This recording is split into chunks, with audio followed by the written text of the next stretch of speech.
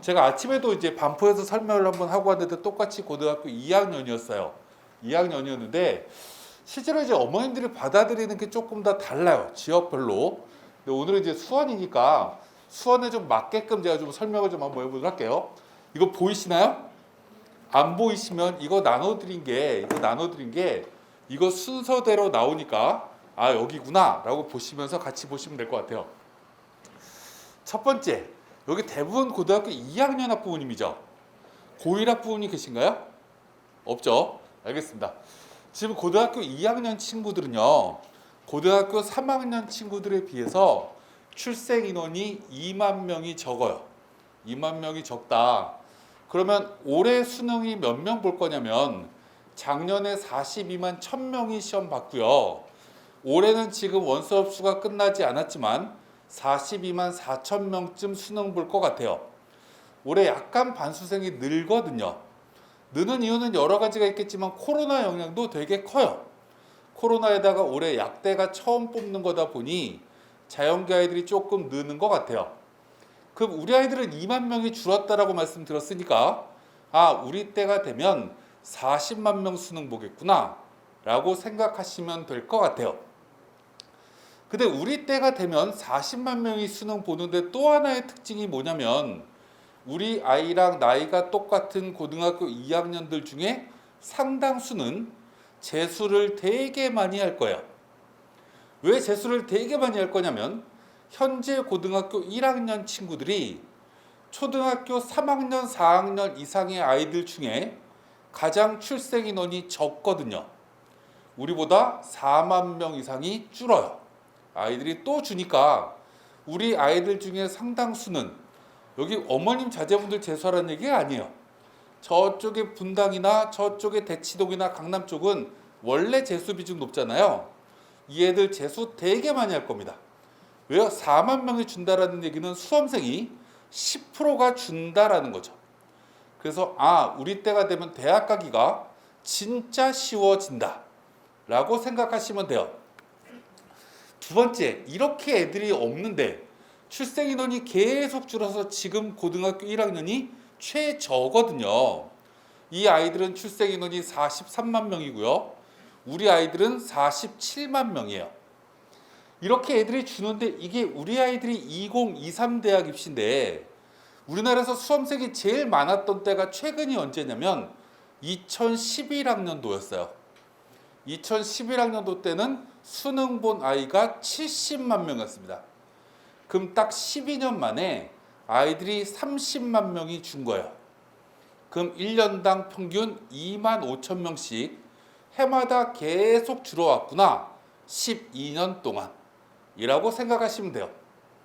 왜 지금 20대 애들이 20대 중반 후반 애들이 자꾸 공정이라는 화두를 가지고 이렇게 아우성을 얘기를 하냐라고 질문하면 지금 20대 후반 애들은 되게 불우한 세대예요. 아이들이 너무 많았거든요. 대졸자도 엄청나게 많겠죠. 아이들이 많으니까. 그때 대학 진학률이 82%, 전 세계 기네스북에 올라갑니다. 1, 1학번 애들이. 근데 이 아이들이 사회에 진출하려고 하는데 사회에 진출하려고 했더니 일자리가 없습니다. 왜 일자리가 없냐면 참고적으로 올해 정년퇴직하신 분들이 공무원 기준으로 60년생입니다. 그럼 10년 전에 은퇴하신 분들은 누굴까요? 50년생이겠네요. 맞죠? 50년생이 출생 인원이 많을까요? 많을 리가 없습니다. 왜요? 6.25 전쟁이었으니까. 51년, 52년, 53년, 54년 출생 인원이 너무나 적었습니다. 그래서 일자리를 양보하시는 분들은 없는데 이렇게 사회를 진출하려고 하는 애들이 너무 많으니까 취업이 안 됐던 거죠. 여기에 MB 정권이 2년 정년 연장했습니다. 그러니까 취업이 더 안 되는데 기름을 부었죠. 근데 우리 아이들은 너무나 행복한 세대를 살 겁니다. 왜냐면 고등학교 졸업하는데 2년, 대학 졸업하는데 4년. 그러면 누가 은퇴하냐면 6년생이 은퇴합니다. 참고적으로 4년생은 출생 인원이 90만 명입니다. 제 친구들 69년생입니다. 출생 인원 역사상 처음으로 100만 명이 넘었습니다. 그럼 66년생은 출생 인원 95만 명이 조금 안 됩니다. 그럼 실제로 95만 명이 사회 일자리를 양보할 건데 우리 아이들은 47만 명 태어났습니다. 대학 나오면 취업이 안 될까? 라고 생각하는 건 너무나 큰 걱정이다. 취업은 모두 다 되는 세상으로 바뀔 겁니다. 여기에 또 하나, 인구가 계속 준다라고 말씀드렸습니다. 우리나라는 전 세계에서 다른 나라랑 다르게 결혼할 때 남자 나이가 더 많습니다. 보편적으로. 왜요? 남자들은 군대를 모두 다 가니까. 군대를 가면 사회에 진출하는 게 2년 이상 늦춰집니다. 그럼 뭔가 공정하게 하려면 남자가 2살 이상 많아야 똑같이 맞벌이가 시작되죠. 그래서 우리나라는 보편적으로 남자 나이가 많습니다. 그래서 옛날에 4살 터울은 궁합도 안 본다 라는 말이 왜 나왔을까? 그때는 군대가 36개월이었거든요. 그래서 3년 이상 군대에 있다 보니 이거 이상 나이가 차이가 나야지 무언가 의미가 있다라는 식으로 그런 얘기가 나왔던 겁니다. 인구가 계속 줄면 여학생들 좋겠죠. 왜요? 나보다 2살 많은 애들이 많잖아요. 그죠? 그럼 골라서 결혼하면 됩니다. 남자아이들은 열나불리합니다. 그죠? 애들이 없으니까. 와, 우리 뒤에 4만 명이나 준대. 그럼 나중에 결혼하기가 어렵겠죠. 근데 다행스럽게도 우리 아이들보다 3살 어린 아이들이 황금돼지입니다. 황금돼지띠는 우리 아이들보다 출생 인원이 2만 5천 명 더 많습니다. 그래서 우리 고2 친구들은 결혼 관점으로 보면 남자나 여자나 공평하게 나중에 배우자 찾을 때 우리가 우위에 있는 시장이다. 그럼 이제 우리는 뭐만 생각하면 되냐면 대학 가는 것만 고민하면 됩니다. 근데 대학도 못 가는 세상이 아닙니다. 이제 수능을 40만 명이 보는데 전국의 대학교가 35만 명을 뽑습니다. 4년제 대학교만. 여기에 장안대, 수원여대, 이걸 옛날엔 전문대라고 했죠. 이런 2년제, 3년제 대학교 정원이 약 15만 명 정도 됩니다. 그럼 이제 완벽하게 대학 정원이 너무나 많게 형성되어 있다.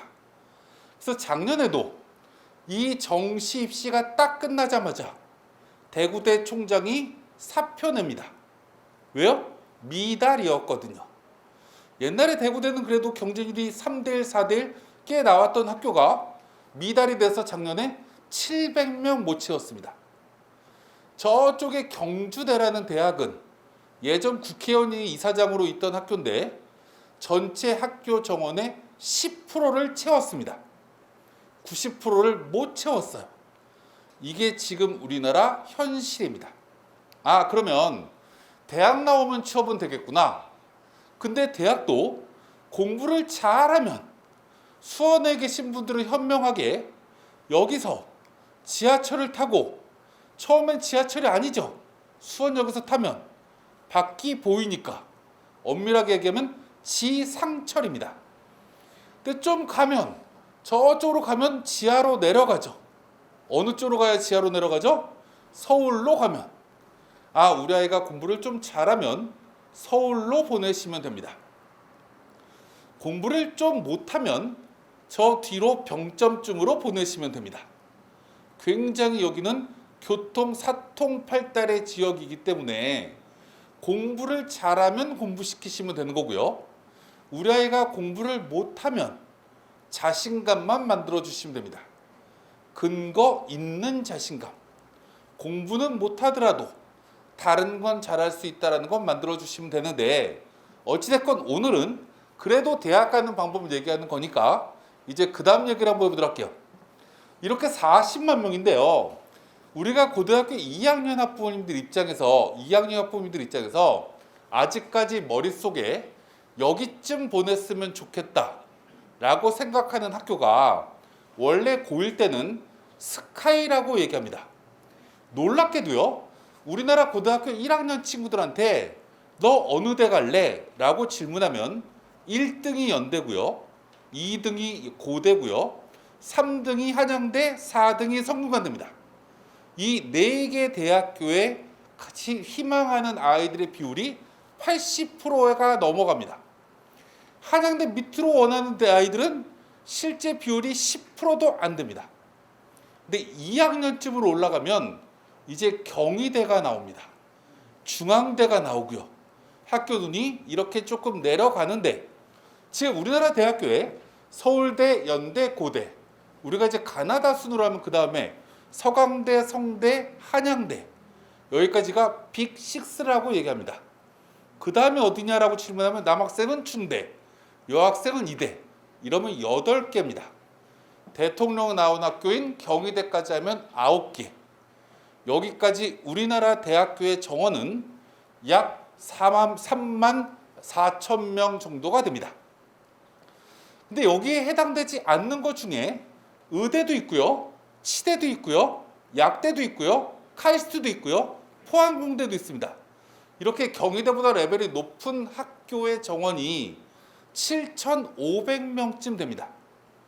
그럼 우리 아이가 내년에 고3 때 크리스마스쯤에 대학교에 합격을 했는데 경희대 이상에 합격하려고 하면 전국에서 4만 2천 등쯤 하면 됩니다. 쭉 난체 서열을 세웠을 때 여기까지 정원이 4만 2천 명입니다. 우리 때 수험생이 4만 40만 명이니까 우리 아이는 상위 11%쯤 안에 들면 그래도 경희대는 가겠구나 라고 생각하시면 됩니다.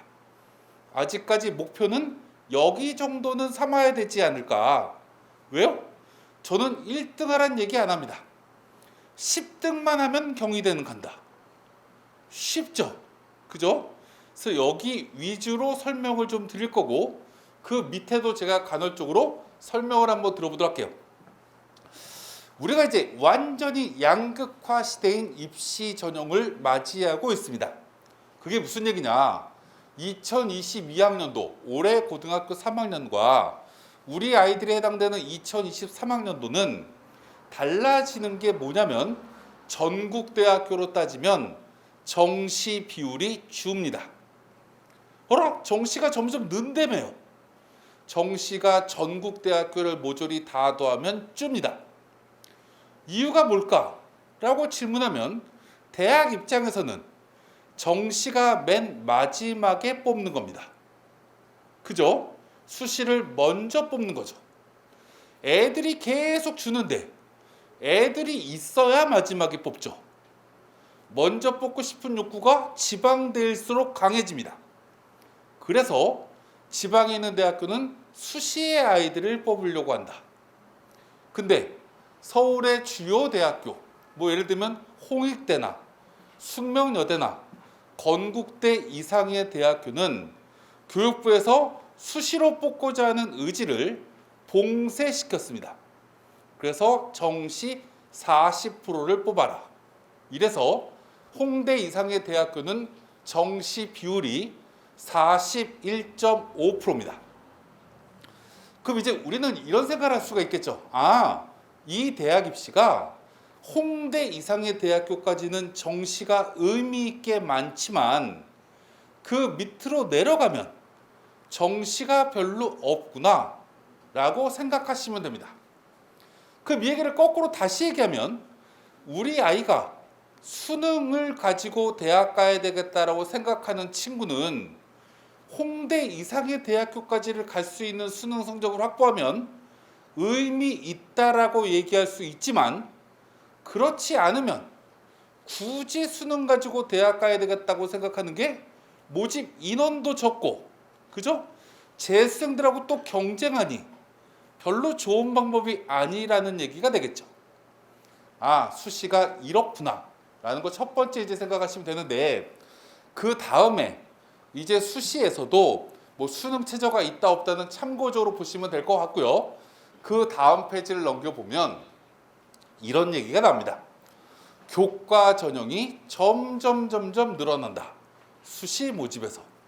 여기에 있는 대학교의 정원을 다 더하면 위의 표는 또 전국 대학교고요. 아래 표는 홍대, 숙대 이상의 대학교를 모아 놓은 건데 우리 수시가 위 15개 대학교가 수시가 준다라고 했는데도 불구하고 수시가 늘어나는 전형이 뭐냐라고 질문하면 유일하게 학생부 교과 전형입니다. 교과 전형은 해마다 계속 늘어난다. 반면 이 수시에서 줄어드는 전형이 뭐냐라고 질문하면 학생부 종합 전형입니다. 그리고 여기에는 없지만 논술도 해마다 점점 줄어듭니다. 그러면 정리하면 종합과 논술이 줄어드는 인원을 가지고 정시로 넘기기도 하고 주요 대학교는 또 학생부 교과로 점점 넘어가고 있구나 라고 이해하시면 됩니다. 그럼 이제 이 두 개를 가지고 우리가 좀 생각을 한번 해보도록 할게요. 학생부 교과 전형 뭐냐라고 질문하면 얘는 100m 달리기입니다. 100m 달리기는 이 출전 선수가 한국 선수건, 중국 선수건, 아프리카 선수건 중요하지 않습니다. 그냥 달렸더니 어떤 애는 10초야, 어떤 애는 11초야, 어떤 애는 12초면 10초가 1등입니다. 맞죠? 11초가 2등입니다. 이걸 다른 말로 얘기를 하면 숫자가 작으면 작을수록 교과 전형에 유리한 거죠. 학생부 교과 전형은 내신이 1등급이면 유리한 거고요. 9등급이면 망한 겁니다. 맞죠? 내신이 작으면 작을수록 좋은 대학교를 가게 될 확률이 높아지는 거고 내신이 조금씩 떨어지게 되면 서울에서 점점 벗어난다. 이게 교과입니다. 반면 종합전형이 뭐냐라고 질문하면 종합전형은 권투라고 좀 그렇고 리듬 체조 이런 경기라고 생각하시면 됩니다. 리듬 체조나 체조 경기를 가만히 보면 예전에 김연아 선수가 했던 그 피겨인가? 그 스케이팅도 똑같죠. 열나 잘했는데 러시아를 1등 시켜줍니다. 심판이 러시아애가 김연아 점수를 되게 낮추고 확 높여버려 갖고 분지 김연아가 은메달 땄어요. 그죠? 이렇게 심판의 입김이 작용하는 게 기록 경기를 제외한 올림픽 경기의 특징인데 종합도 마찬가지입니다. 우리나라의 입시에서 유일하게 평가자의 입김이 들어가는 유일한 전형은 학생부 종합 전형입니다. 그럼 원래 대학은 학생부 종합 전형을 제일 좋아해야 정상이죠. 왜요? 내가 뽑고 싶은 애들을 뽑는 게 대학의 원칙인 거죠. 우리 학교에서 봤을 때 얘가 제일 잘하는 애야 라고 뽑고 싶은 겁니다. 근데 이 인원을 왜 줄이냐 라고 질문하면 이제부터는 학교 이름을 볼 수 없게끔 만들기 때문에 누가 좋은 애인지를 찾아내기가 어려운 구조로 바뀌어 나가니까 이걸로 뽑기가 쉽지 않아서 줄여나가는 거죠. 얘는 권성고구나, 얘는 화원고등학교구나, 이렇게 얘는 태장고등학교네. 뭔가 이렇게 학교를 딱 보고 나서 예전에는 어느 학교가 더 공부를 잘하기 때문에 이 학교는 2등급, 이 학교는 2.3등급, 저 학교는 3등급까지 붙여줘야지 라는 기본적 통계를 가지고 있었는데 이제 이 통계가 없어지다 보니 이 전형으로 뽑기가 어려워진 거죠. 그럼 이제 이 종합전형이 점점 아이들을 뽑을 때 교과 전형에 가까워집니다. 뽑는 방식이 내신이 좋은 아이를 뽑는 걸로 바뀌어 나가는 거죠. 그럼 합쳐버리지. 왜 이렇게 두 개로 나눠서 뽑냐라고 질문하면 이유는 간단합니다. 아까 제가 말씀드렸지만 이 교과는 그냥 기록 경기입니다. 더 쉽게 얘기를 하면 어떤 대학교가 국어, 수학, 영어, 사회, 과학의 내신을 반영하는데 아이들마다 내신의 성적이 막 다른 경우가 있겠죠. 예를 들면 1등급이 2개고 3등급이 2개고 2등급이 하나야. 얘 평균 내면 2등급입니다. 맞죠? 어떤 애는 5과목이 다 2등급이야. 이러면 이 두 명은 교과 전형을 기준으로 봤을 때는 똑같은 아이입니다. 왜요? 기록이 똑같으니까. 그래서 교과는 무슨 과목을 잘했던 간에 그냥 내신 성적을 평균을 냈더니 평균 등급이 낮으면 낮을수록 숫자가 점수가 높은 게 교과인 반면에 종합 전형은 이건 과목별 특징을 따라갑니다. 예를 들어서 국어 국문학과 쓰레가 국어는 5등급인데 수학이 1등급이야. 근데 국어 국문학과를 써. 그러면 대학 입장에서는 얘 뭐지? 라고 생각하겠죠. 얘는 수학과를 써야 되는데 왜 국어 국문학과를 썼을까? 이렇게 생각해서 안 뽑을 수 있습니다. 종합전형은. 다시 얘기하면 종합전형은 내가 지원하려고 하는 학과와 연관된 과목을 잘하는 아이가 종합전형에 유리한 거죠. 우리 아이가 기계공학과 가겠다고 해놓고 수학 성적이 안 좋아, 물리 성적이 안 좋아, 이러면 불리해진다라는 거죠. 얘는 교과로 가야죠. 국어나 영어가 상대적으로 좋다고 하면. 이게 첫 번째 차이다. 두 번째 차이는 교과 전형은 1학년 1학기부터 3학년 1학기까지 총 5가지 이 학기의 내신을 그냥 학기당 비율에 상관없이 그냥 모조리 다 더합니다. 1학년 1학기가 3등급이고 1학년 2학기가 2등급이고 2학년 1학기가 1등급이면 2등급입니다. 어떤 아이는 1학년 1학기가 1등급, 1학년 2학기가 2등급, 2학년 1학기가 3등급도 2등급입니다. 과목 간의 차이가, 학기 간의 차이가 없다. 이게 교과입니다. 반면 종합전형은 학기 간 중요성이 달라집니다. 어떤 아이가 종합전형에 제일 유리하냐? 1학년 때 성적은 별로 안 좋았지만 불굴의 의지를 가지고 계속 시간이 지나면 지날수록 성적이 올라가. 그래서 매번 성균관대학교에서 설명할 때 제일 좋아하는 아이는 1학년 때 내신이 3.5등급이었다가 2학년 때 내신이 2.5등급으로 올라가고 3학년 1학기 내신이 1.5등급으로 올라가는 아이를 우리는 제일 사랑한다. 이런 아이를 다른 말로 발전 가능성이 무궁무진한 아이로 우리는 평가한다. 이게 종합전형인 겁니다.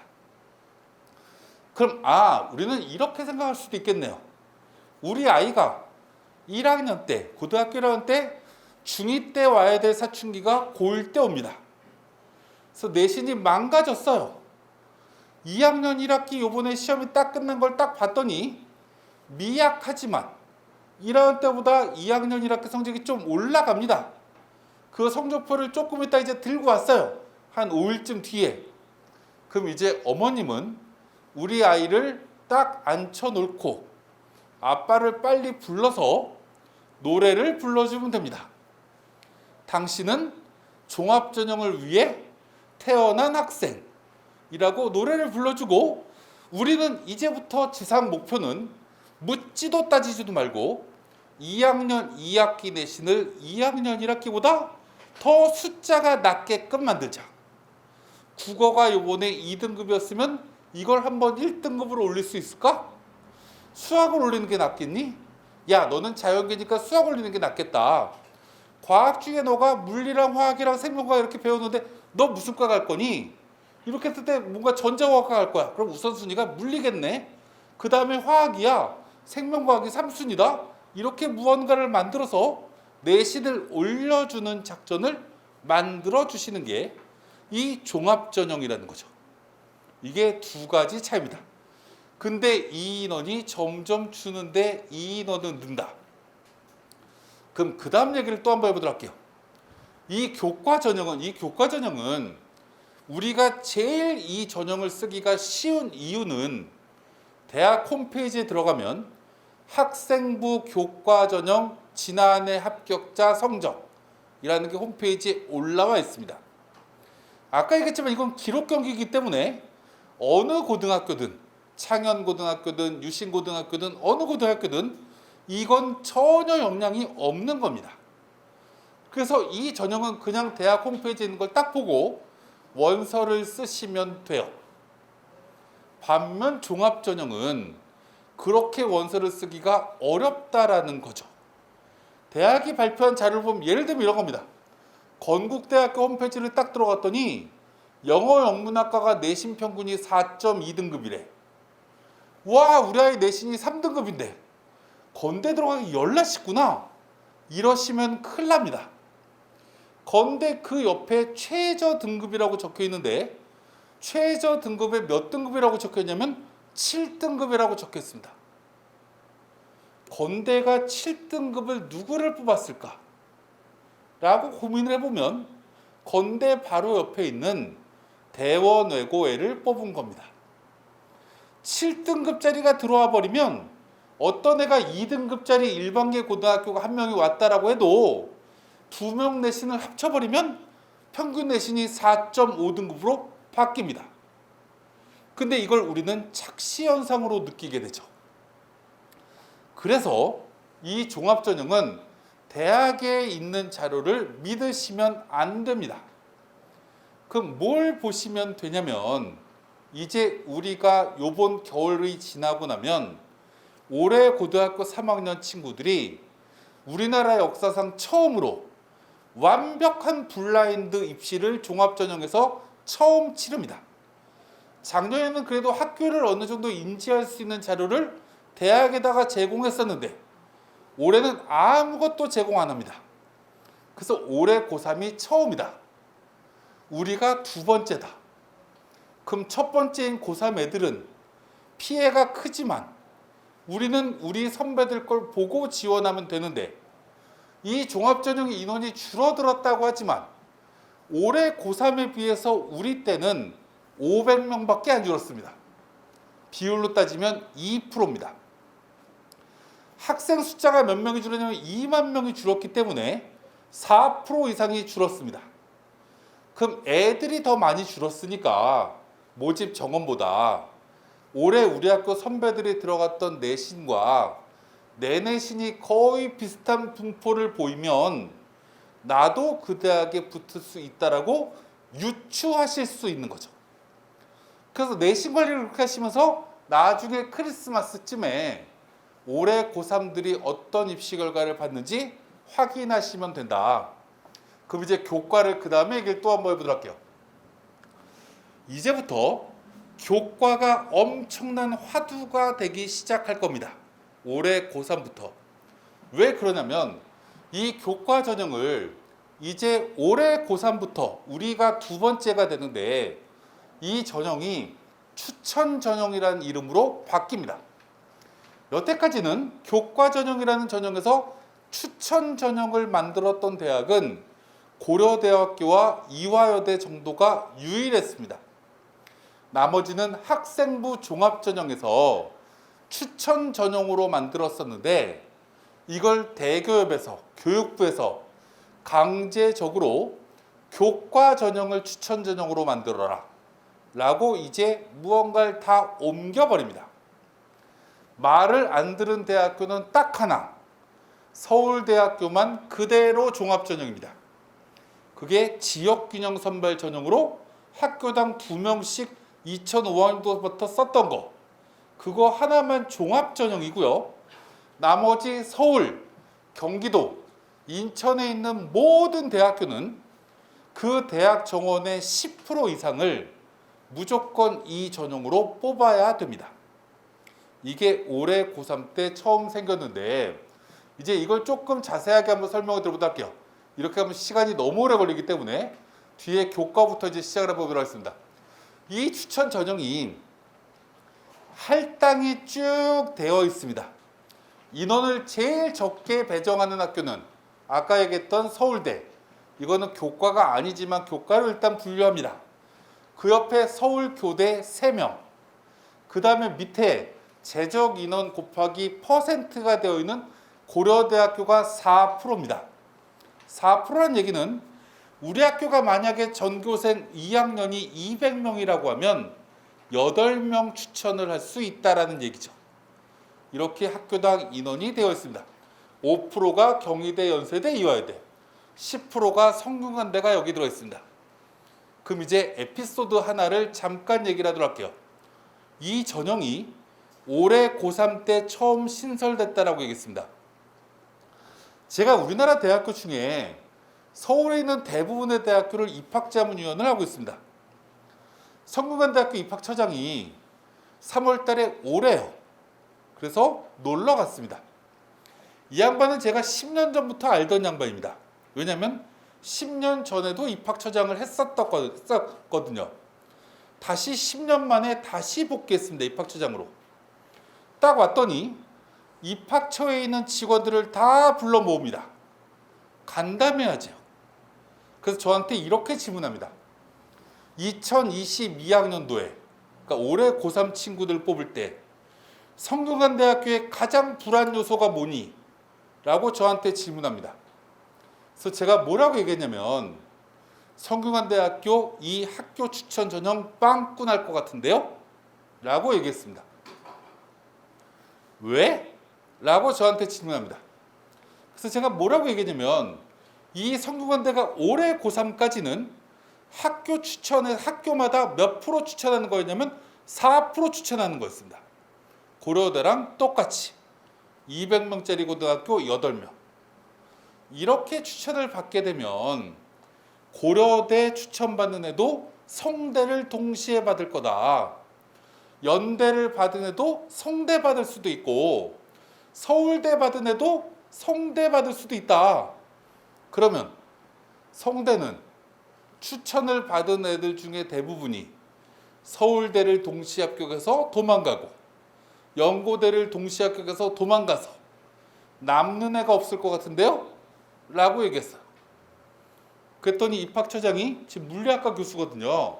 저한테 그지 내년에 바꿔야 되겠지 라고 해서 지금 현재 고2부터는 10%로 바꾼 겁니다. 이게 올해 대학교 이제 다 올해 고3 친구들 뽑을 때 대학이 가장 크게 고민하는 겁니다. 아주대학교 제한이 없어요. 제한이 없다는 얘기는 건설고등학교가 200명이면 200명이 모두 다 아주대 지원할 수 있다라는 겁니다. 그럼 경쟁률이 되게 높아지지 않을까요? 절대로. 왜요? 추천에 제한 인원이 없으면 사람들의 머릿속엔 어떤 생각을 가질까? 야, 여기는 경쟁률이 높아지겠는데? 라는 불안감이 생기지 않을까요? 그러면 오히려 원치 않습니다. 그래서 이번에 아주대 입학처장이 여자분인데 커뮤니케이션 언론홍보학과 미디어학과 교수님인데 빵꾸 나오래. 이렇게 얘기했습니다. 수능 최저도 또 연락 높아요. 수능 최저 맞추고 그 학교 남을 애들 별로 없다. 이게 지금 우리나라 대학교의 가장 큰 고민입니다. 제가 이 얘기를 왜 이렇게 제가 계속 얘기하냐면 이제 우리는 대학을 갈 때 가장 쉽게 대학을 들어갈 수 있는 방법은 추천받아서 들어가는 겁니다. 근데 추천을 받을 수 있는 인원이 너무나 많다. 너무나 많으니까 들어가기가 어려운 거 아니에요? 라고 질문하시면 서울대는 들어가기 어렵습니다. 왜요? 붙은 애들 중에 다른 대학교로 도망가지 않으니까. 연대, 고대 중에 연대는 들어가기 어렵습니다. 왜요? 수능 최저가 없기 때문에. 고대 수능 최저 못 맞춰서 애들이 다 떨어져 나갑니다. 그래서 내신 2.5등급이 넘어가는 애가 고대 붙은 애가 부지기수입니다. 이렇게 무언가가 굉장히 많이 일어나기 때문에 제가 어머님들 학생들한테 부탁하고 싶은 건 이번 여름방학 때 제일 1순위로 해야 되는 게 뭐냐, 2학년 2학기 내신 선행학습입니다. 제일 중요한 건 중간고사를 100점 맞을 수 있게끔 만들어 주셔야 되는 거죠. 국어 100점, 수학 100점, 영어 100점, 사회 100점, 과학 100점. 한국사 시험도 만약에 본다라고 하면 한국사까지 이 과목을 모두 다 100점을 만들어 주시면 모조리 다 1등급이 쫙 깔릴 거라서 발전 가능성에 해당되는 종합전형도 유리하고 추천받을 수 있는 가능성도 되게 높기 때문에 이렇게 만드시면 됩니다. 이렇게 얘기를 했더니 이제 어머니들 표정이 안 좋습니다. 100점을 어떻게 맞아? 어머님, 아버님이 못 맞아봤다고 우리 아이도 못 맞을 거야. 이런 연역법을 사용하지 마세요. 내가 못 맞아봤지만 우리 아이는 맞을 수 있습니다. 그럼 예를 한번 들어보도록 하겠습니다.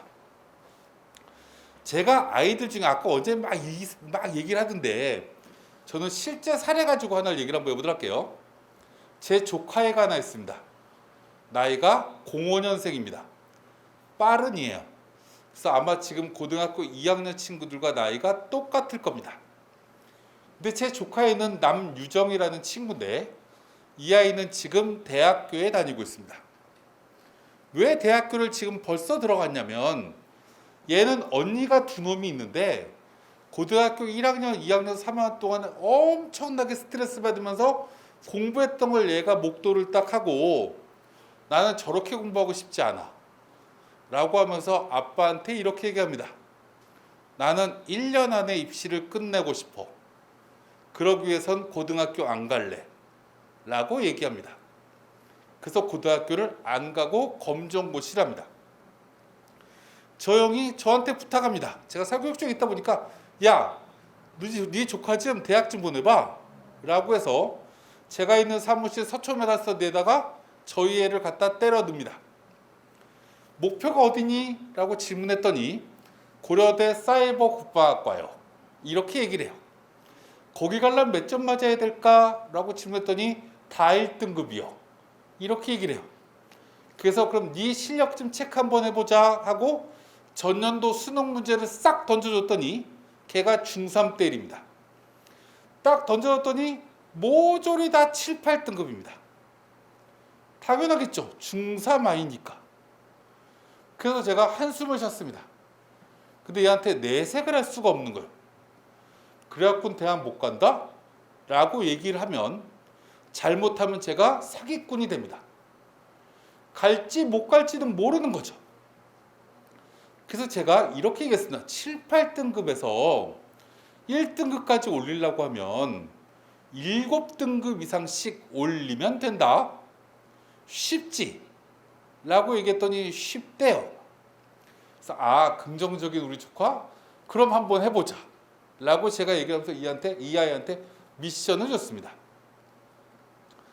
아이들이 우리가 수험생이 되면 고등학생이 되면 공부할 양이 너무나 많습니다.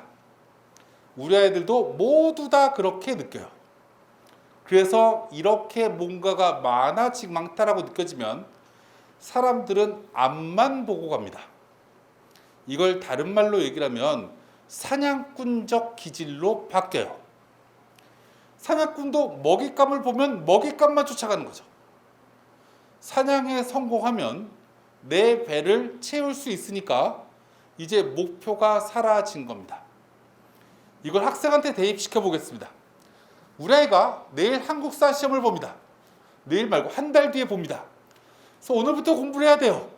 그래서 고조사 맨 처음에 구석기 시대부터 외웁니다. 구석기 시대 언제부터 언제, 유물은 뭐, 사회적인 특징은 뭐, 막 외웁니다. 하늘을 쳐다보면서 막 외우기도 하고 막 쓰면서 외웁니다. 그 다음에 아이들이 뭘 할까? 라고 질문하면 체크를 해봐야지. 그래서 문제집을 꺼냅니다. 그리고 문제를 풀어요. 그러면 10중 8구 다 맞습니다. 와, 오늘 구석기 시대 다 외웠다? 미친 겁니다. 왜요? 1분 전에 외운 걸 1분 뒤에 푸는 영장류는 누구나 다 100점 맞습니다. 사람은 붕어뇌가 아니기 때문에. 방금 전에 외운 거니까 당연히 그 문제를 풀면 맞추죠. 그걸 우리는 다 외웠다라고 인식합니다. 이걸 우리는 뭐라고 얘기하냐면 전문 용어로는 인지했다라고 이해하는 겁니다.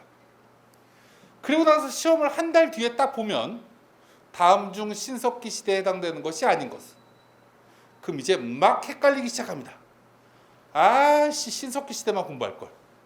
왜 구석기도 공부하고 청동기도 공부해서 막 헷갈리기 시작하는 거죠. 왜요? 인지만 했기 때문에 그렇습니다. 여기에 공부를 조금 더한 아이들은 그 다음에 또 이제 엄마들이 이렇게 얘기합니다. 반복도 해야지. 반복을 하는데 또 미친 짓을 합니다. 외웠던 교과서 참고서를 꺼내놓고 봤던 책을 또 봅니다. 쭉 딱 봤더니 구석기 시대 언제부터 언제까지가 쭉 나오면 이걸 딱 보는 순간, 우와, 이거 내가 일주일 전에 외웠던 거다? 그걸 인지하면서 보기 시작합니다. 맞아 쭉쭉 반복을 합니다. 이걸 우리는 전문 용어로 착시 현상을 느끼게 된다 라고 얘기를 해요. 이건 절대로 반복이 아닌 거죠. 반복은 내가 구석기 시대부터 시험 범위가 이래서 고조선 시대까지라고 하면 책을 보면서 반복해야 되는 게 아니라 허공을 보면서 연습장 한 장 꺼내놓고 쓰는 게 반복인 겁니다. 내가 내 머릿속에서 끄집어내는 게 반복인 거지, 적어놓은 책을 보고 또 보고 또 보면 절대로 시험을 잘 볼 수 없습니다. 두 번째, 제가 이 옛날부터 공부법 얘기 되게 많이 했었는데 갑자기 제가 오늘 유튜브에, 저는 공부와 관련된 유튜브를 되게 많이 보는데 갑자기 저쪽 미국의 저명한 교수가 제가 옛날부터 학생들한테 얘기했던 걸 되게 많이 얘기하더라고요. 우리가 공부를 할 때 어머님들은 이런 얘기 되게 많이 하십니다. 이 자식은 한 30분쯤 앉아있다가 물 처먹으러 나와요.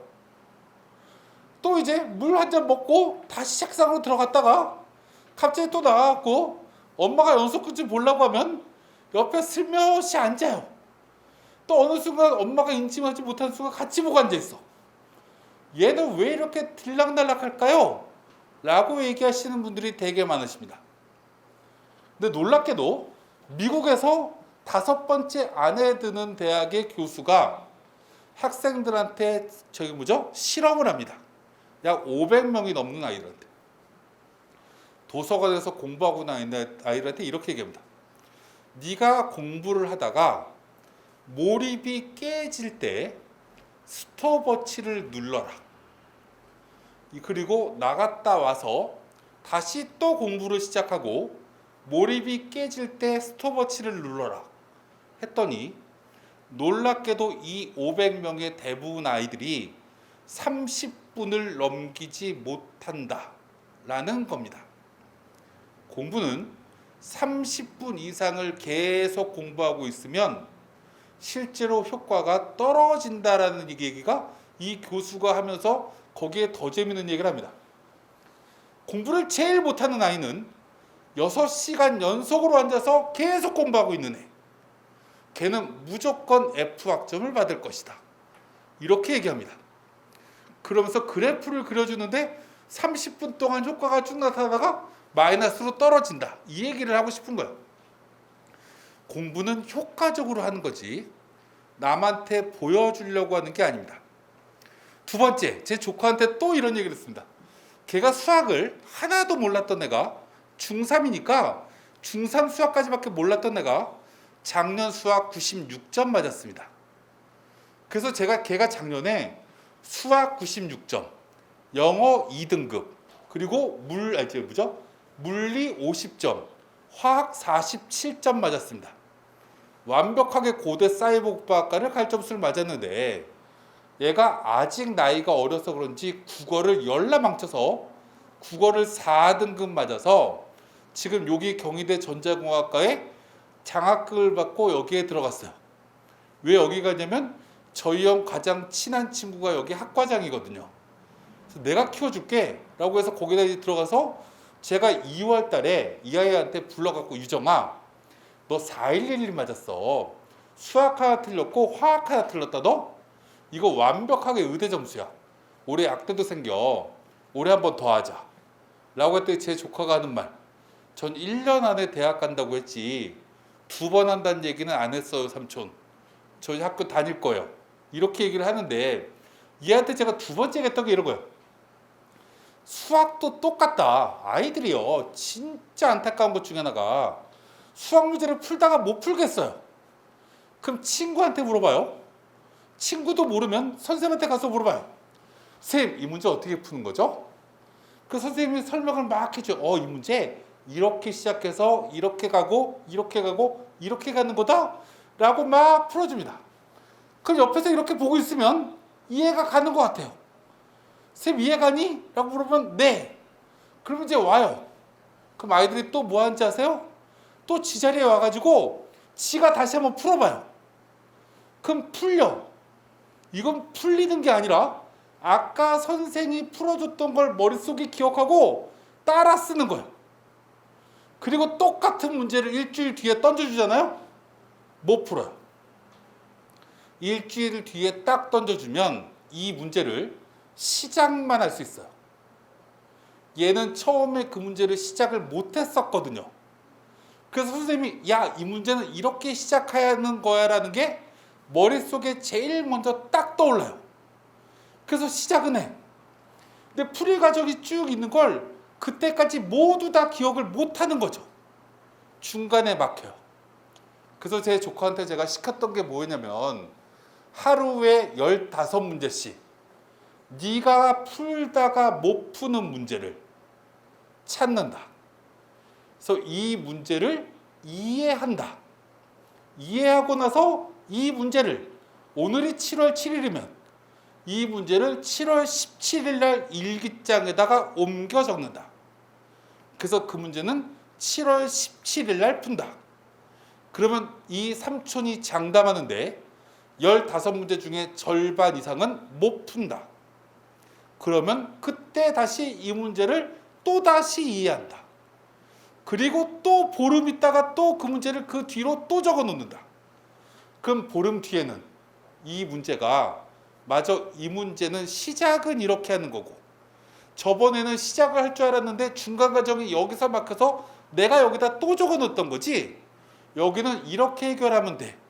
이게 기억이 나서 끝까지 갈 수 있다. 또 막히면 또 일주일 뒤에 또 적어 놓으면 된다. 이거 하루에 15개씩 시켰어요. 그랬더니 7등급, 8등급 맞던 애가 96점 맞았습니다. 공부는 올 성적이 오르게끔 시켜주셔야 돼요. 내신도 마찬가지인 겁니다. 우리가 기본적으로 내가 중간고사 시험 범위가 2학년 2학기 중간고사 시험 범위가 여기서부터 여기까지야. 공부를 끝나고 나면 내가 연습장을 딱 펴놓고 여기 있는 모든 내용을 다 적을 줄 알면 100점입니다. 아무것도 안 보고. 어려울 것 같죠? 절대로 어렵지 않습니다. 한꺼번에 하려고 하면 어려운 거죠. 내가 오늘 공부한 걸 예를 들어서 이 전체 단원을 한꺼번에 다 할 수 있는 게 아니잖아요. 이걸 일주일 동안 나눠서 쪼개서 할 거면 일주일 동안 공부한 걸 맨 나중에 일주일 뒤에 이거를 다시 한번 확인할 수 있는 무언가 시스템만 자꾸 반복적으로 만들어 주시면 돼요.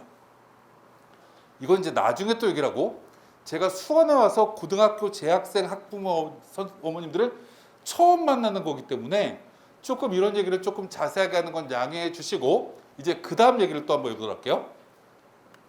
어차피 학원은 10시까지니까 지금 내일부터는요 4단계 갈 것 같아요. 지금 내일 11시에 발표한대요. 내일 11시 발표하면 저녁 6시 이후에는 2명 이상 못 만나요. 이제 뭐 이런 설명회도 내일부터는 못 해요. 저 내일도 지금 설명회가 2개 있고 내일 모레도 3개가 있는데 저는 지금 이걸 좋아해야 되는 건지 싫어해야 되는지 모르겠지만 야 이제 자유다. 그리고 지금 속으로는 되게 좋은데 어찌됐건 지금 우리가 이 교과 전형에 또 하나 알아둬야 되는 게 있습니다. 반영 과목이 이렇더라 라는 게 적혀 있는데 이런 거예요. 우리가 국영수사, 국영수과 이렇게 반영하는 학교가 있는데 이건 이렇게 머릿속에 기억하시면 됩니다. 경희대랑 한국외대 시립대보다 레벨이 떨어지는 대학교의 대부분은, 모두는 아니에요. 대부분은 요 과목만 반영한다. 그럼 이 얘기를 다시 돌려서 얘기를 하면 우리 아이 내신 성적이 3자로 시작하는 순간 지금 2학년 1학기까지 내신을 다 더해봤더니 평균 내신이 3자로 시작해요. 2.7, 2.8 이렇게 나오는 게 아니라 3자로 시작하는 순간은 요 과목에 집중하시면 됩니다. 무슨 얘기인지 가시죠? 근데 그보다 내신이 조금 더 좋으면 전 과목 내신을 관리해야 되나? 라고 생각하시면 됩니다. 그럼 이제 쉽게 얘기를 한번 해볼게요. 쉽게 예를 한번 들면 내신을 가지고 대학을 들어가는 게 어느 정도 내신이면 어느 대학교를 가냐? 라는 걸 제가 간단하게 우리 아이들 때는 조금 인원 줄거기 때문에 더 떨어질 것 같지만 작년 입시 결과를 토대로 제가 조금 가늠해서 얘기를 한번 해보도록 할게요. 여기 있는 어머님들 중에 우리 아이의 내신이 1.5등급쯤 된다. 만약에 이런 학부모님이 있으면 이 아이는 아무리 못 가도 고대는 간다 라고 생각하시면 됩니다. 우리 아이는 의대나 치대나 약대는 가기가 조금 애매하다. 하지만 수능 최저가 높은 학교는 갈 수도 있다 라고 생각하시면 되고, 고대 일반학과는 무난하게 가고 문과도 마찬가지입니다. 내신이 2등급쯤 되면 아무리 못 가도 성대는 간다 라고 생각하시면 됩니다. 내신이 2.5등급쯤 되면 문과에는 아무리 못 가도 한국외대는 갑니다. 자연계 아이들 내신이 2.5등급쯤이 되면 이 아이는 시립대 수준이다 라고 생각하시면 됩니다. 내신이 3등급쯤 되는데요? 라고 얘기하시면 홍익대쯤 갈 수 있다 라고 생각하시면 됩니다. 내신이 3.5등급쯤 되면 너무 좋은 학과를 빼고 나면 아주대쯤 간다, 단국대쯤 간다 라고 생각하시면 되고요. 내신이 4등급쯤 되면 경기대 간다 라고 생각하시면 됩니다. 내신이 4등급이 넘는데요? 4.5등급, 5등급인데요? 라고 얘기하시면 그 밑에 아무 대학 간다 라고 생각하시면 됩니다. 제가 말씀드린 내용은 거의 최소한입니다. 그 대학교가 제일 잘 가는 대학교가 아니라 제일 못 가는 대학이 그래도 거기쯤은 간다 라고 생각하시면 돼요. 근데 물론 이 전형이 수능 최저가 2과목 또는 3과목이 있어요. 2과목 또는 3과목이 있기 때문에 그거 맞춰주시면 되는데, 그걸 말씀드리기 전에 진로 선택 과목이 아직 남아있죠. 근데 2학년 2학기도 지금 신청 다 하셨죠? 신청 다 했는데 우리가 이제 좀 생각을 좀 해봐야 될 게 있습니다. 우리가 이제 생각을 한번 해보시면 이런 거예요. 이 학교장 추천 전형이 교과 전형은요, 이 진로 선택 과목은 일반적으로 등급이 안 나옵니다. 그냥 나머지 과목들, 국어, 수학, 미적분 이런 과목은 나오지만 이 진로 선택 과목은 안 나오고 뭐가 나오냐면 우리 아이의 원점수, 그 과목의 평균 점수, 그리고 아이들의 편차, 이게 3가지가 나오는데 이 3개를 가지고 성취도를 대학이 알아서 환산시킨다라는 얘기입니다. 근데 이 진로 선택 과목을 모두 다 선택하는 대학이 이 위에 있는 주요 대학교인 거고, 일부 과목 빼서 하는 대학 중에 제일 높은 학교는 한양대, 그리고 경희대, 이런 숙대 이런 대학교는 일부를 빼서 반영한다 라고 생각하시면 되고, 정성평가가 뭐냐면 이런 거죠. 얘는 진짜 누가 봐도 선택자가 적은 어려운 과목을 선택했네? 이러면 성적이 좀 낮더라도 그거는 감안한다라는 겁니다. 그래서 그런 학교가 서울대, 성균관대, 건대, 동대가 있다. 그럼 이거를 다른 말로 얘기하면 이런 거예요. 만약에 우리 아이가 진로 선택 과목을 지금 선택한 게 우리 학교에서 공부를 못하는 아이들 위주로 선택한 과목을 나도 선택했어. 이러면 그 과목을 잘 보기가 쉽겠죠. 그렇잖아요? 공부를 못하는 애들이 많이 선택했으니까. 또 공부를 못하는 애들은 공부를 안 하는 경우가 심하기 때문에 이 아이들은 점수가 되게 낮겠죠. 이 아이들이 많으면 편차도 작아져요. 너무 많으면. 그럼 그 과목을 대박 잘 봐버리면 이 환산 점수가 엄청나게 올라갑니다. 그래서 우리 아이가 추천을 받아서 대학을 가려고 했을 때 2학년 2학기 때 과목을 1학기가 지났으니까 이제 우리 아이는 예측이 됩니다. 아, 이 과목은 공부를 많이 안 하는 애들이 선택한 거야. 그래서 이 과목은 시험 문제도 별로 어렵지 않아. 근데 평균이 낮을 거야. 이러면 원점수를 대박 높여주면 점수가 확 올라간다는 겁니다. 성취도 환산 점수라는 건 등급으로 반영하는 게 아니라 점수로 반영하는 거기 때문에 이 숫자가 커지면 커질수록 점수가 꽤 많이 늘어나거든요. 그래서 그 과목을 전략적으로 노려주시면 됩니다.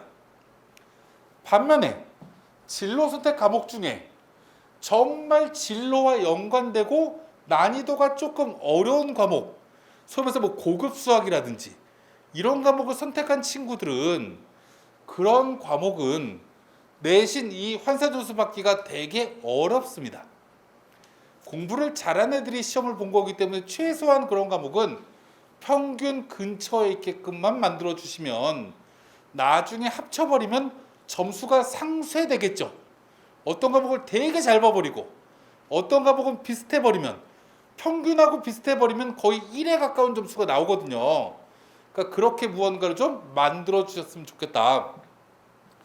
그리고 이제 수능 최저는 맞춰 주셔야 되는데 아까 여기 이제 썸머스쿨 설명하셨던 실장님이 이제 수능 얘기를 좀 하시던데 11월 달 학력평가 본다고 말씀하셨는데 11월 달 학력평가를 딱 보고 나면 어머님들은 이런 생각하시면 돼요.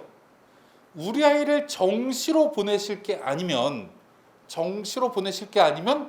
버릴 줄 알으셔야 됩니다. 버릴 줄 안다는 얘기는 문과부터 하면 네 과목을 모두 수능 최저로 반영하는 학교는 서울교대가 유일합니다. 안 가면 되죠. 그죠? 안 가면 됩니다. 그럼 실제로 나머지는 일부 과목 2개 영역이거나 3개 영역만 반영합니다. 2개 영역 반영하는 학교 중에 제일 높은 학교가 숭실대, 한국외대 이렇게 있습니다. 그 밑에 경희대가 2개 등급합 5입니다. 2개 등급합 5가 얼마나 어렵냐 쉽냐는 학생마다 다른 건데 예를 들면 이런 거죠. 영어가 2등급이야. 이러면 국어 또는 수학 또는 탐구 중에 하나만 3등급 만들면 되죠.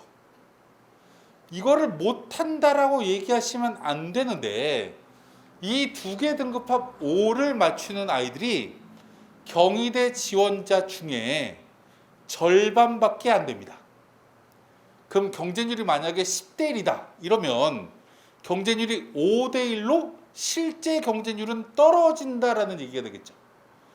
5대 1로 떨어져 버리고 경희대쯤 되면 위로 동시 합격해서 빠져나간 애들이 되게 많을 수 있기 때문에 내신이 조금 떨어지면 받기가 되게 쉬워질 수 있어요. 예전에 제가 재작년이니까 2년 전에도 여기 설명에 고3 설명을 했더니 권성고등학교 자연계에서 서울대 지역균형 선발전형을 서로 안 받겠다고 난리예요. 왜 그런 거 봤더니 전교 1등도 수능 3개 2등급 못 맞는다고. 전교 2등 너 받아라 했더니 나도 못 맞아요. 3등 나도 싫어요. 그래서 다 안 받겠대요 애들이. 그래서 제가 와 깜짝 놀라갖고 세계 2등을 못 맞춘다라고 얘기하는 게 말이 되냐? 내신 그렇게 만들어 놓고 만드는 거 1등급 받으라는 것도 아니고 수능 100점 맞으라는 것도 아니고 2등급이면 85점에서 90점 사이쯤만 맞으면 되는데 이거 만드는 건 우리가 지금부터 준비하면 굉장히 쉬워요. 맨 꼭대기 숭실대 이런 데는 미친 거죠. 경희대가 2개 등급하면 온대.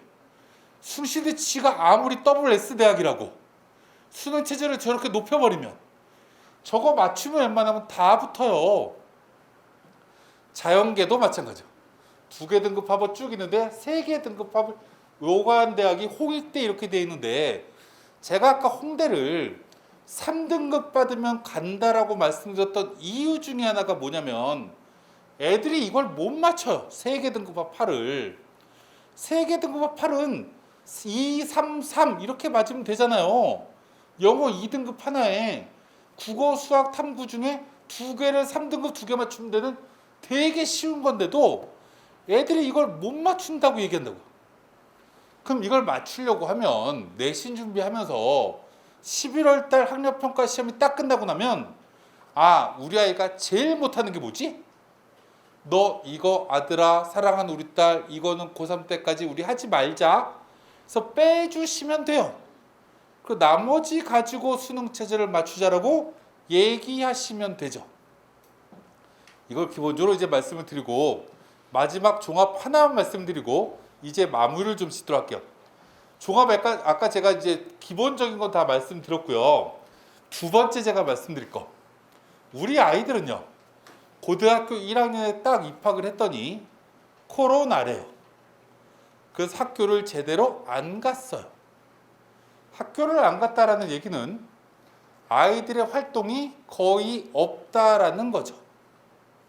2학년 때는 정상화되겠지? 라고 했더니 2학년 1학기도 한 주 학교 갔다가 한 주 온라인 수업이었다가 계속 이렇게 됐고 2학기 때 학교를 갈 수 있을 거라고 얘기했지만 잘 모르겠어요.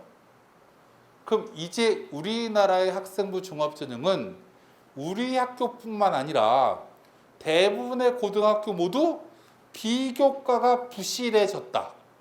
얘기가 첫 번째입니다. 두 번째, 제가 대학에 가서 입학자문위원을 되게 많이 맡고 있는 이유 중에 하나가 뭐냐면 우리나라 대학은요. 서울대학교 입학사정관은 지금 보통 평균 5년, 6년째 그 대학 입학사정관을 하고 있는 모두 다 정규직입니다. 하지만 연대든 고대든 그 대학부터 그 이하의 대학교는 한 20%에서 30% 정도만 정규직이고요. 나머지는 모두 다 계약직입니다. 계약직이라는 얘기는 2년 이상 그 학교에 있는 경우가 굉장히 드뭅니다. 그래서 계속 이동해서 그 학교가 어떤 아이들을 뽑아야 되는지 알 것 같으면 다른 대학 가고 알 것 같으면 다른 대학 갑니다. 근데 더 큰 문제는 뭐냐면 이렇게 이 일을 하고 있는 입학사정관 인원이 그래봐야 몇 명 안 되는데 이 아이들만 가지고 서류 평가를 하기가 어려우니 대학 교수님들을 위촉합니다. 그래서 그분들을 위촉 사정관이라고 얘기합니다. 그럼 여기서 되게 중요한 것 중에 하나. 위촉 사정관들이 서류를 평가하게 되면 어떤 아이들을 좋아할까? 라고 질문하면 우리 학과와 연관성이 높은 비교과를 가지고 있는 친구들을 좋아하겠죠. 이게 첫 번째입니다. 근데 우리나라 대학들은 정말 인기 있는 학교, 그 학과, 그 대학에서 간판 학과는 위촉 사정관을 두지 않습니다. 대부분. 왜냐하면 거기는 리스크가 크거든요. 그래서 맨 꼭대기는 전문 사정관들이 평가하는 시스템으로 대부분 돌아갑니다. 그래서 제가 알고 있는 친구 중에 하나가 저쪽에 공주 한일고등학교를 다녔는데 학교에 고려대학교 입학처장이 왔습니다. 학생부를 딱 보여줬죠. 그랬더니 너는 우리 학교의 모든 학과가 다 프리패스다? 그랬더니 이 아이가 정말요? 그래, 걔가 문과였는데 경영학과 쓰면 잘하면 1차 최초 합격으로 붙을 거야 라고 얘기를 합니다. 그래서 이 아이가 원서를 쓰려고 하는 거예요. 그래서 원서를 쓰려고 하는데 경영학과 무조건 붙는다고 했는데 불안한 거예요, 이 아이가. 그리고 별로 경영학과 하고 싶은 생각이 별로 없었어요. 행정학과 쓸까? 그래서 이 아이가 변심을 하고 행정학과를 씁니다. 근데 놀랍게도 떨어지고요. 걔보다 내신 성적이 한참 낮은 아이가 경영학과를 붙습니다. 얘가 왜 떨어진다고 고대 가서 질문했더니 더 성적이 안 되니까 떨어졌지. 근데 나보다 내신 좋은 애 왜 경영학과 붙여주냐? 라고 질문해도 이유를 대학교에서 설명해 주지 않습니다. 그때 이유가 뭐냐면 행정학과나 그 밑으로 내려가면 교수님들이 보는 겁니다. 맨 꼭대기 간판학과는 이 전문 사정관들이 보니 교수님들은 공주 한일고 이러면 잘 모릅니다. 이게 막 떴는 지가 오래되지 않았던 거죠. 옛날에는 차라리 그 지역엔 공주고가 났었고 차라리 대전고가 훨씬 난 학교라고 생각하시는 거죠. 근데 그 아이가 그래서 그 다음에 다시 고대 경영학과를 씁니다. 그랬더니 붙었습니다. 이게 사정관들이 대학들의 특징이에요. 그럼 제가 이 말씀을 왜 드리냐? 대학이 위에 있는 학과들은 정말 성적대로 뽑으려고 한다. 내 학과가 조금 비인기 학과들은 대학 교수들이 평가를 한다. 근데 우리 아이들 때부터는 비교과가 풍성하지가 않다. 그럼 아이들은 어떤 쪽으로 몰려가게 될 거냐면 국어국문학과, 수학과, 영어영문학과, 사학과, 화학과, 생명과학과 이런 쪽으로 몰려갈 가능성이 너무나 높다. 왜요? 학생부 종합전형을 쓰려고 하면 전공 적합성을 맞춰야 되는데 비교과로 맞추기가 어려우니 교과 내신 성적 위주로 나는 수학을 잘했으니까 이학과, 난 수학과 물리를 잘했으니까 기계공학과 이렇게 아이들이 몰려갈 거라는 거죠. 그럼 이것에 해당되지 않는 기타 학과들은 아이들이 원서 쓰기가 정말 어려워집니다. 그럼 이제 고등학교 2학년 때 어머님들이 조금 고민해 주셔야 되는 것. 비인기 학과를 쓰면 붙기가 조금 쉬워지겠구나. 그 교수님들이 좋아할 만한 무언가를 이 학교 생활 기록부에 만들어 볼까? 이 학교의 이 학과의 교수님들은 논문을 뭘 썼지? 혹시 이 교수님들이 대중서적을 발표한 게 있나? 이런 걸 해서 그런 걸 무언가를 읽어갖고 학생부에 갖다 때려 넣는 거죠. 예전에 수원에 있는 모 고등학교 내신 5등급짜리 애가 한국외국어대학교 환경공학과의 교수님의 책을 읽고 그걸 지원 동기로 썼습니다. 3등급짜리 그 학교 애들 다 떨어졌는데 5등급짜리 걔만 붙었어요. 교수님이 궁금한 거죠. 야, 얘가 고등학생이 어떻게 내 책을 읽었지? 이렇게 궁금한 걸 만들어 주시는 것도 의미가 있습니다. 그래서 방학 동안에는 그런 무언가를 좀 고민해 보셨으면 좋겠다. 그리고 학생부 종합전형의 마지막 2학기 때는 진짜 중요한 게 하나 있습니다. 우리가 세부 능력 및 특기 사항은 1학기 때 내용 1학기 때 쓰고 2학기 때 내용 2학기 겨울방학 때 선생님이 쓰십니다. 그럼 우리 학생들이 지금 방학하기 전에 제일 먼저 해주셔야 될 게 뭐냐? 세부 능력 및 특기 사항이라는 말은 우리 아이가 학교에서 배운 내용을 토대로 어떤 특기적인 일을 했는지를 세부적으로 적어주는 게 세부 능력 및 특기 사항입니다. 그럼 예를 들면 이런 거죠. 우리 아이가 이번에 시험 범위가 미적분이었어. 그래서 이번에 기말고사 시험을 딱 끝냈습니다. 시험 결과를 딱 받고 나 이번에 이렇게 시험 봤구나 이렇게 끝내는 게 아니라 이제 방학 7월 16일 날 하기 전에 선생님을 찾아가는 거죠. 쌤, 제가 선생님 덕분에 중간고사보다 기말고사 성적이 조금 더 잘 나온 것 같아요. 제가 미적분을 쭉 공부하다 보니까 처음에는 조금 어려웠는데 공부를 하다 보니까 이 공식들이나 이런 개념들이 너무 재미있어서 이걸 공부를 딱 끝내고 나서 궁금증이 생겨서 이걸 도대체 어떤 수학자가 개발했을까? 찾다 보니 어떤 수학자의 어떤 저서책을 봤어요. 그래서 그 책을 사서 읽다 보니까 교과서에 있는 개념 이외에 이런 개념이 거기 나오더라고요. 그래서 그 개념을 이해하려고 어저께 기말고사도 끝났겠다. 저녁 8시부터 열심히 탐독을 했는데 새벽 4시까지 고민해도 이건 도대체 해결이 안 되는 거죠. 쌤, 이거 어떻게 이해해야 되죠? 라고 선생님한테 질문해요.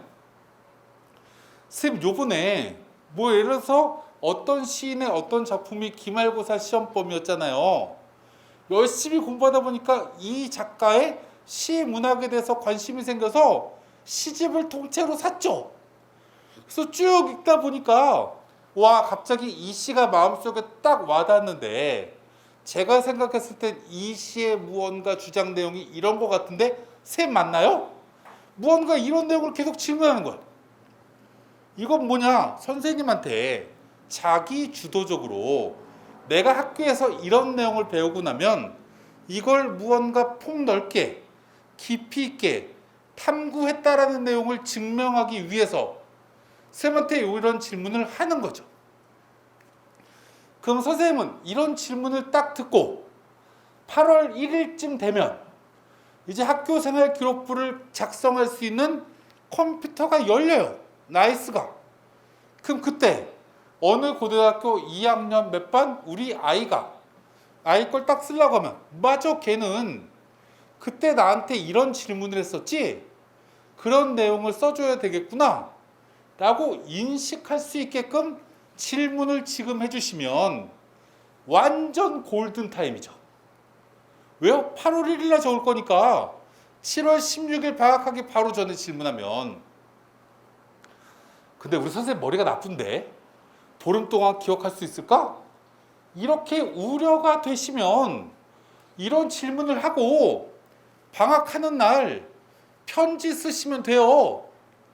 2학년 1학기를 마치며 감사의 편지로 처음에 국어 수업, 국어가 어려웠던 저는 선생님의 첫 수업을 딱 듣는 순간 뜨거워지는 제 가슴을 발견하게 됐어요.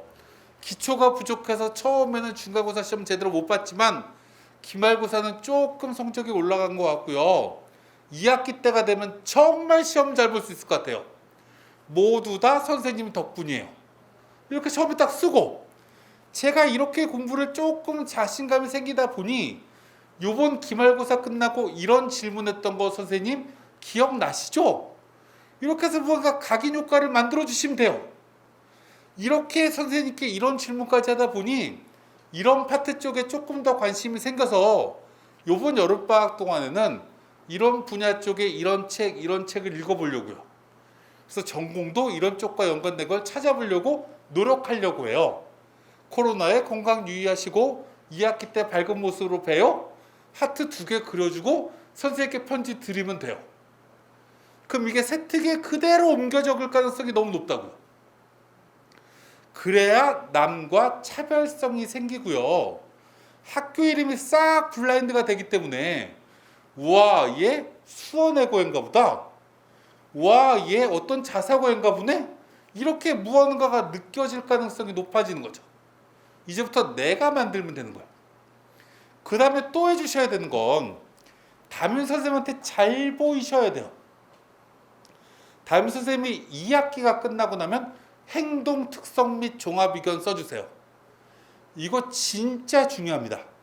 내신이 아무리 좋아도 행동 특성 및 종합 의견에 나쁜 내용 적혀 있으면 대학이 주저해요. 뽑을까 말까.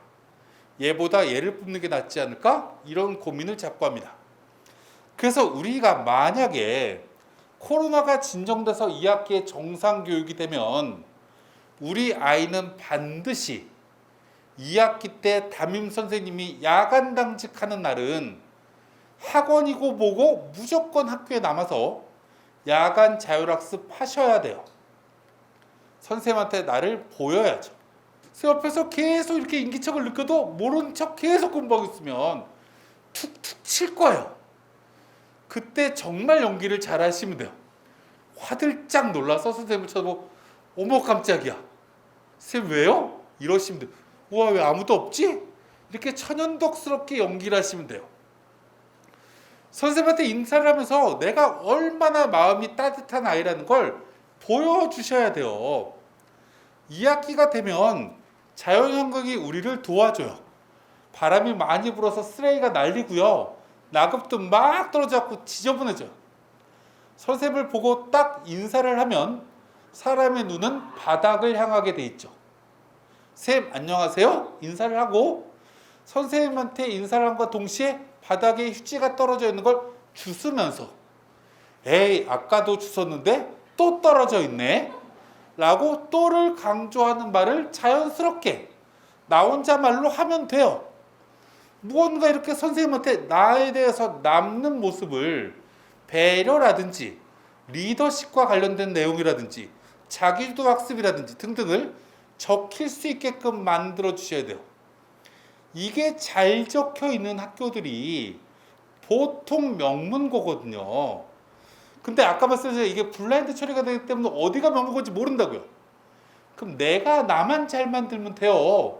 독립적으로 만들려고 하면 여지를 만들어 주시면 되는 거죠. 선생님께 이렇게 2학기 때 잘 만들어 주시길 바라면서 이제 10시가 다 돼가기 때문에 오늘은 이 정도로 인사를 드리도록 하고 아무튼 여름방학 때 좋은 여름방학이 되시길 진심으로 바라면서 전 이 정도로 인사를 드리고 사회자님께 마이크 넘겨드리도록 하겠습니다. 감사합니다.